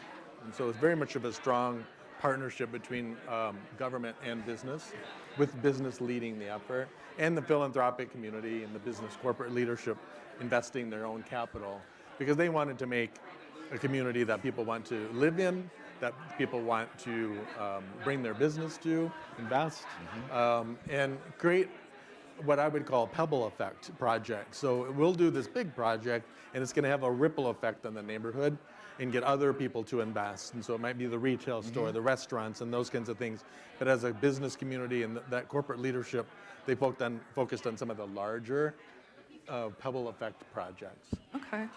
So rebuilding an urban area both involves downtown and citywide components. So how do you strike a balance as you consider that, the existing neighborhoods versus the downtown that actually pulls people together? Well, for Detroit, what I've learned, and I've been in this role for 3.5 years, Detroit is a city built on neighborhoods. It's always been strong neighborhoods that have anchored the city of Detroit. And if we don't balance the investments, maybe not large-scale investments that we've seen in downtown, but investments nonetheless, because if the neighborhoods don't work, then downtown doesn't work.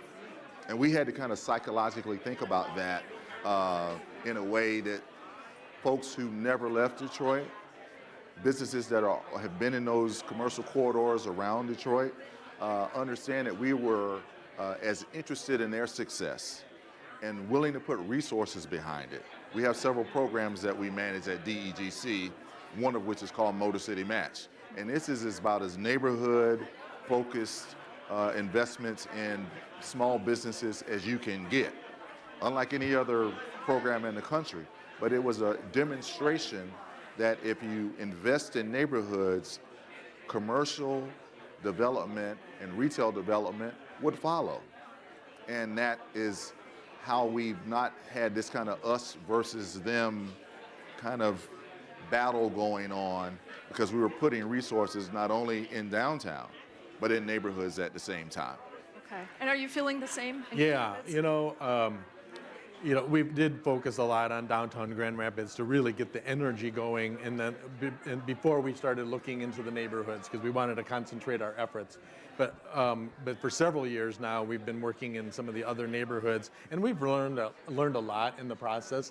You always make mistakes in the beginning and have maybe unintended consequences by your investment.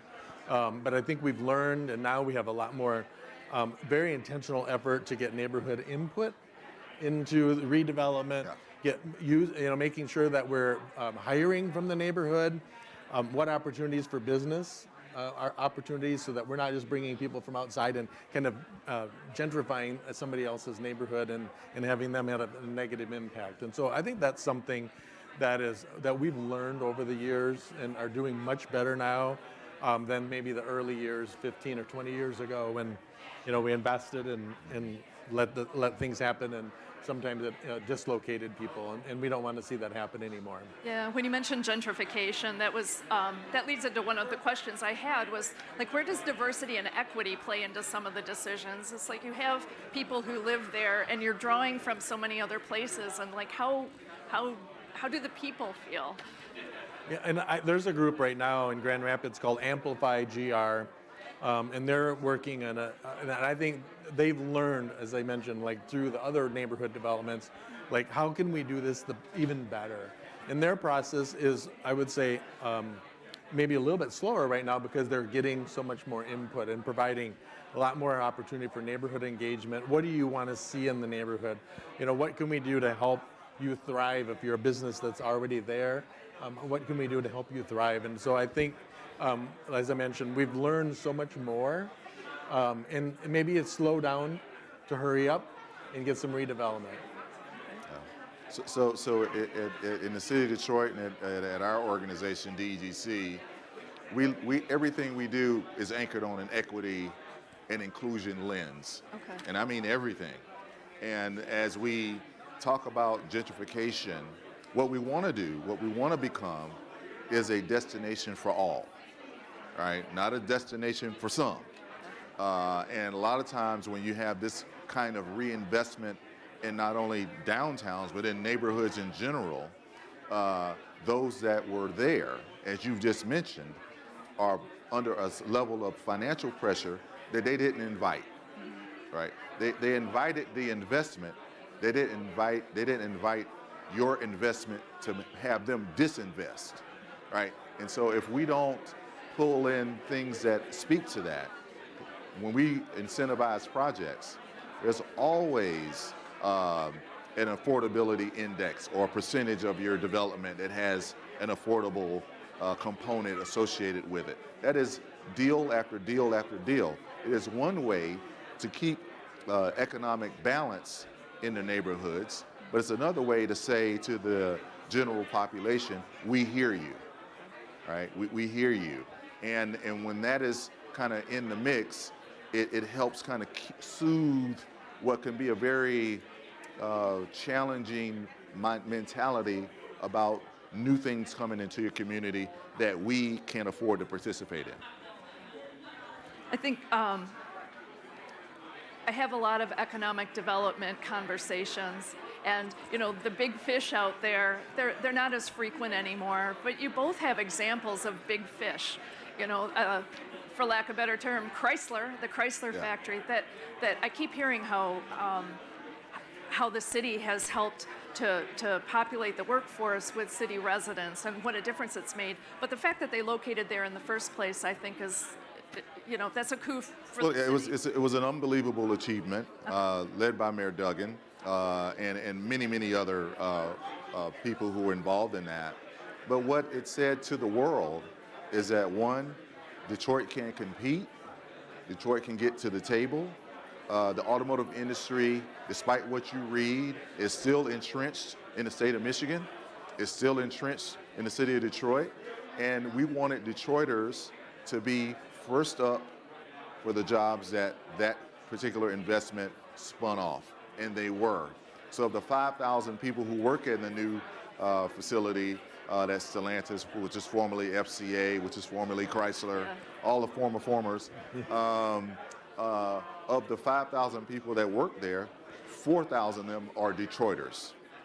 Not Metro Detroiters, Detroiters. Wow. And that was a strong sense of pride for the city of Detroit. It was a strong sense that we can be trained and develop our skills and be productive and produce a great car for the world to ride and drive. And now they're spending money in the city and shopping at the stores and like really the definition of which rebuilding. Helps neighborhood development and redevelopment because those folks live in those neighborhoods that surround the facility. And that's why we have to show that investments in neighborhoods and jobs matter. And I think that's what that project demonstrated.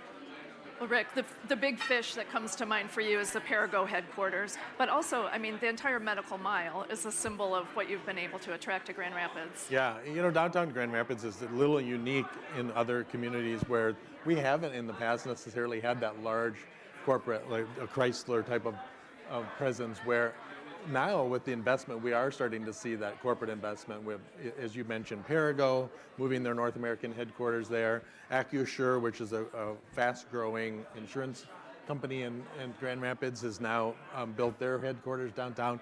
So I think the other investment is now starting to attract the other companies and willing to move their headquarters because their employees, quite honestly, want to be in that environment. Sure. And so they're seeing it as a talent attraction and retention tool to be in the market where their employees would like to be. I did some coverage of the U.S. Census, and there are a lot of cities in Michigan that lost population, and Detroit is one of them, but I don't think it's necessarily a sign of a direction of Even though I think they undercount Detroit, but that's a whole nother conversation. Sure. Yeah. But like when I think about Flint or Saginaw, Battle Creek, Muskegon, the cities that used to have a presence, I think they might be looking at what you are doing in your downtowns as an example of maybe where they need to take things or looking for advice. What would you tell some of the smaller cities in Michigan who are in the position that Detroit or Grand Rapids was in maybe 20 years ago?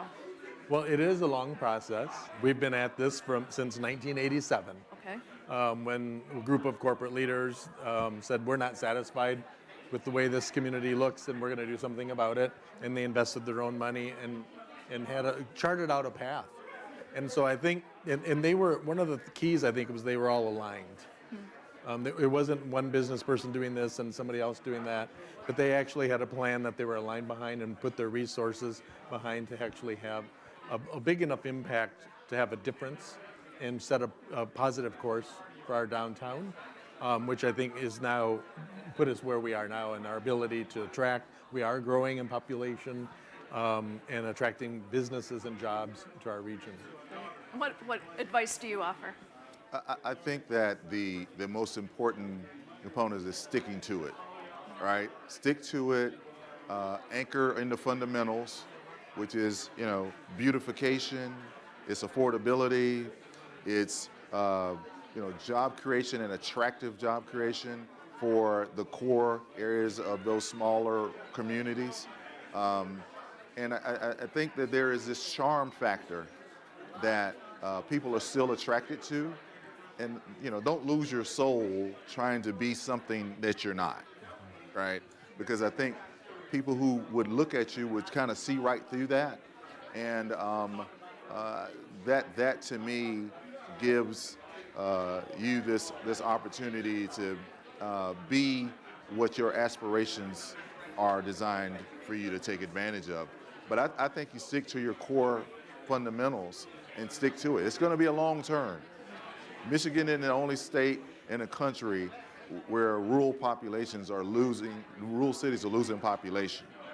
But those who are successful have stuck to their fundamentals, and I think that's important. Great. We're running out of time here, but I thought it was interesting that Richard Florida basically told us that we're facing a massive repositioning of all of our central business districts in like 5 seconds each. Tell me what your vision is for your central business district changes over the next year or two. I think for us, it's, we're continuing to put an emphasis on healthcare. Okay. And the ability to attract corporate headquarters. Great.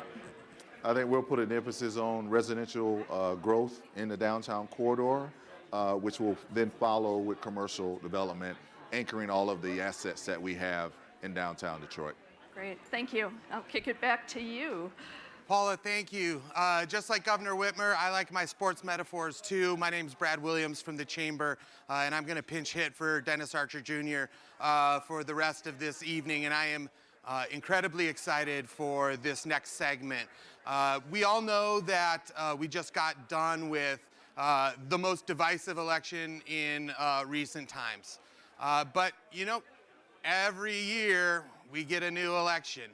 So next year is 2022, and election time comes around again. And we've got two great experts to talk about it, preview with us from Honigman, Matthew Schneider and Mark Burton. Matthew, former U.S. Attorney for Southeast Michigan, and Mark Burton, Governor Whitmer's right hand. And to moderate it, my friend Zoe Clark from Michigan Radio. Hello, Brad Williams. Can you believe we are 412 days away from election 2022? But who's counting, right? Right. It's going to feel like a lot longer. Do you think so?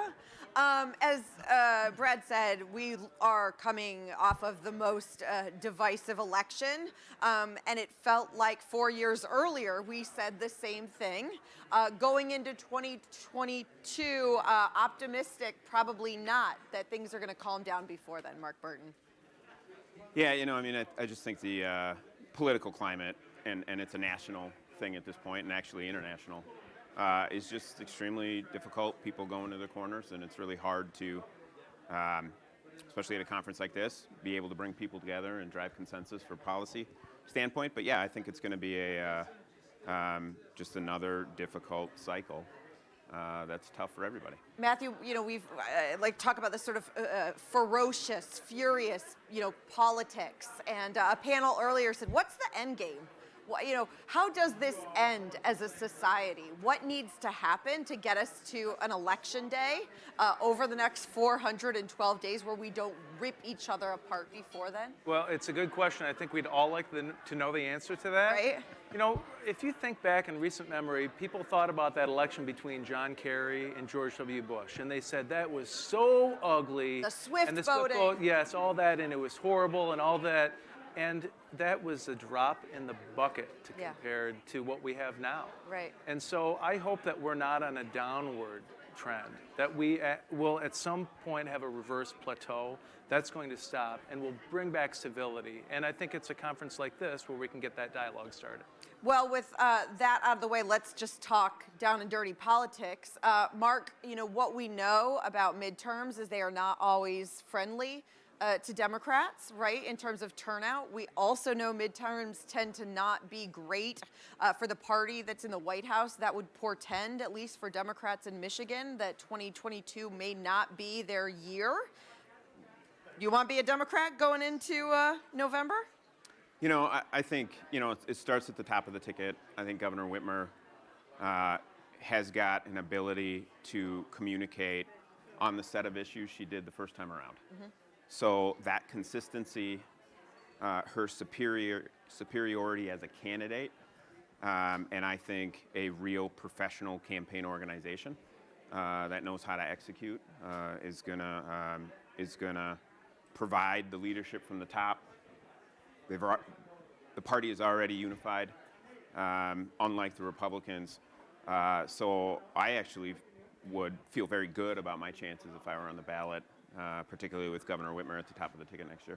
Matthew, what says you? Would you rather be a Republican or Democrat going into this race? Well, so I am a Republican, so I can't affect that. But I think your question is about, how do the Republicans do in a year like this? Mm-hmm. And I don't think that's exactly the question we want to ask. The question is, how do incumbents do? Okay, so when the party is in the White House, how do incumbents do? Mm-hmm. Let's just look back to recent times when we've seen that happen. Think about 2006. This was the second term of George W. Bush. The Democrats won everything. They won the U.S. House, they won the U.S. Senate, they won a majority of governorships across the country. Democrats did great. How did the incumbents do in Michigan? Mike Cox was reelected and Terry Lynn Land was reelected, okay? So they were incumbents. So I believe in Michigan, those incumbents always fare well, and they have historically. When's the last time an incumbent governor has lost? James Blanchard, right? And think about Richard Austin was the last time a Secretary of State candidate lost as an incumbent. Can you name me an Attorney General who's lost as an incumbent? I cannot think of one. Right. So I think that type of a momentum actually favors the Democrats in many ways. Okay. So that's interesting because there was some rumors, possibly, that you may want to run for a certain something. Would you tell a candidate who might want to run for AG or for governor, there's no point, don't do it, No. incumbents are going to win? And here's how I kind of came to this conclusion is I had so many consultants calling me saying, I'd like you to run for Attorney General. I want you to be your consultant. I want to help you. And I thought, okay, let me ask you this. If you're such a great consultant, help me understand how incumbents do. No one could answer that question, right? And so I thought, well, this might not be a great sign. So in 4 years, we'll see you then. 4 years, 412 Well, stay days. tuned. You'll be an excellent reporter if you'll be able to follow this story I was for 4 going to years. say, so at this conference in 4 years, we're going to meet back. We'll talk again. Speaking of candidates, let's talk about the gubernatorial race. We're at, what, a baker's dozen now of Republicans who are running. What will the number actually be right before the August primary? How many folks are actually going to be possible candidates?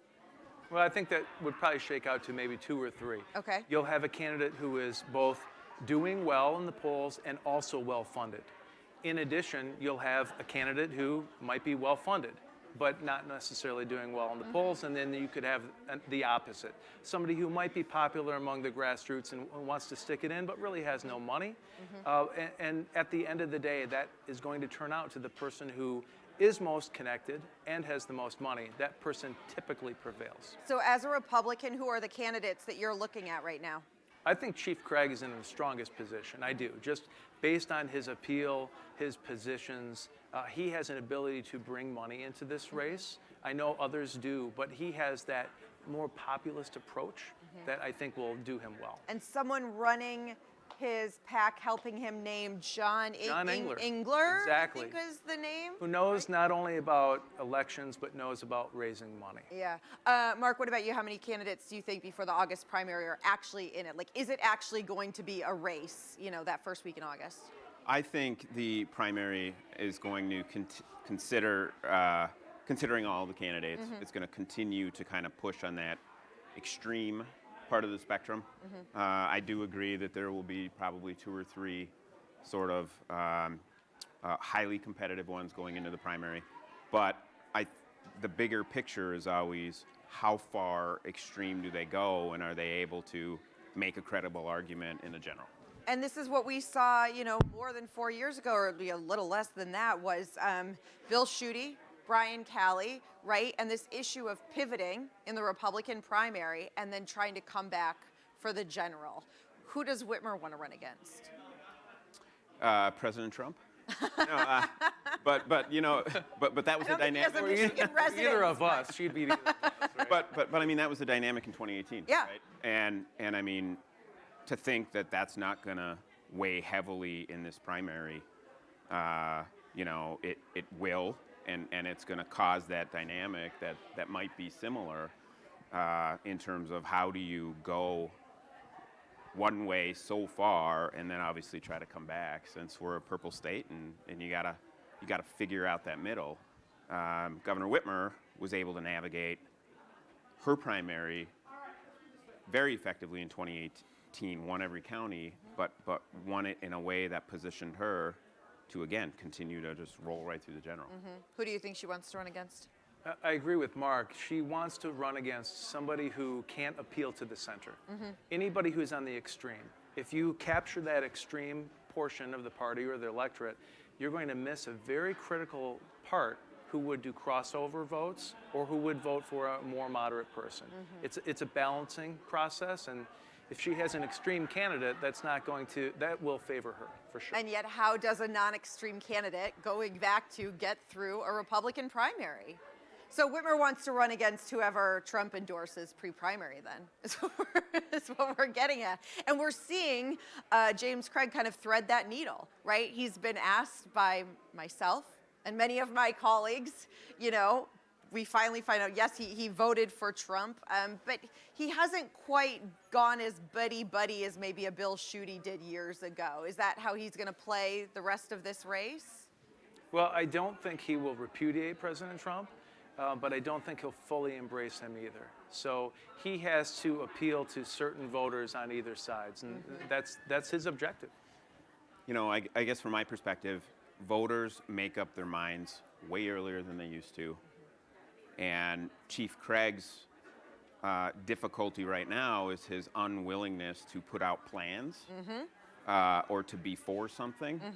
And just being against something is not enough to be able to beat a governor who's got an excellent track record focusing on strengthening the economy, K-12 education, job training, and making progress on fixing the damn roads. Right.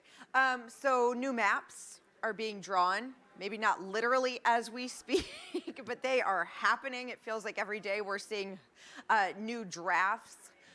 How do you think, again, you're going to have to sort of put on that futuristic look, but do you think there is a chance that we may see, a Democratic governor, a Democratic House, a Democratic Senate? I'm starting to answer the own question. Mark, what do you think? What are we going to end up seeing? So the process around maps is just fascinating, right? I think for everybody to watch, and there's still work yet to be done there. But going back to my earlier point, I think the top of the ticket is going to be strong. I think President Biden's numbers are going to be well above where they are. I know the chamber poll came right after Afghanistan, which is probably the low point for him in this cycle. So it's only going to go up. I think when federal resources begin hitting the streets in not just Michigan, but states all across the country, his numbers are really going to come up. So between a president who's got good numbers, a strong candidate like Governor Whitmer and the rest of the ticket, I think there's certainly opportunities for Democrats in both the state House and state Senate. But of course, the qualifier is what do the districts end up looking like? Right. Matthew, what do you think? Well, in January, when George H.W. Bush was running, people thought this guy has a 91% approval rating. There is no way he can lose. Right, so this is still pretty early on. A lot can change. You can have a cataclysmic disaster. You could have a shift in voting. You could have civil unrest like we had in the past this summer. So I think it's a little bit early to kind of ferret that out. So, we are in the middle of the pandemic still, and folks are concerned about their families, and they are concerned about the economy. In the poll that you mentioned that the chamber came out in the Glengarriff poll, it said, we're now at the point where over 50% says the country is not going in the right direction. How does that portend for, voters turning out in November? Because what we know, right, is those kitchen table issues, the economy, it matters. Yeah, it certainly matters. And I just want to echo Matthew's point. It's still way early.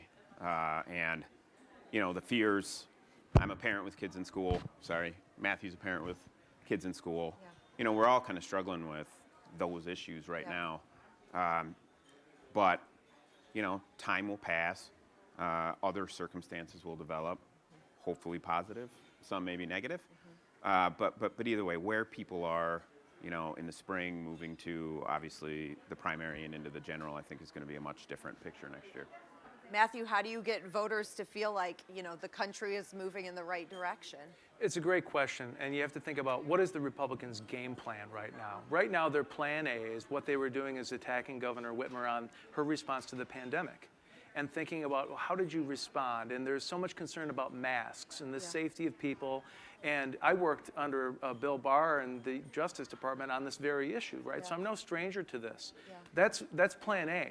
But when we're both pointing out the fact that this election is over a year away from now, people are back in Michigan Stadium and in Spartan Stadium. They're not wearing masks. We're not wearing masks. 1 year from now, if there is no pandemic at all, what's plan B for the Republicans, right? It can't be, I'm sick and tired of the pandemic if there's no pandemic. Yeah. It has to be the economy and education and jobs, because that's traditionally what you would have left. Well, I'm looking forward to having this conversation then in May when Yes. we're not 412 days. I'll do the math then. We'll figure out how many Exactly. days out, and we'll maybe feel like we know a little bit more at that point. Thanks Right. so much, gentlemen. I appreciate it. Thank you very much. Okay. Brad? Zoe, you just made me panic like you were going to make me do math quickly and figure out when the election is May, and I've been up way too long, so I'm not even going to try. But thank you, Zoe, Mark, Matthew. Great preview of what we've got coming up next year, 2022. And frankly, a lot of the conversation we're going to be having here next year at the May Mackinac Policy Conference. That wraps up our Evening View segments for the evening here on Wednesday at the Mackinac Policy Conference. We look forward to seeing you all tomorrow morning as we wrap up the conference for 2021. It has been such a pleasure to be able to be a part of this conference today. We're going to wrap it up tomorrow, and we look forward to seeing you then.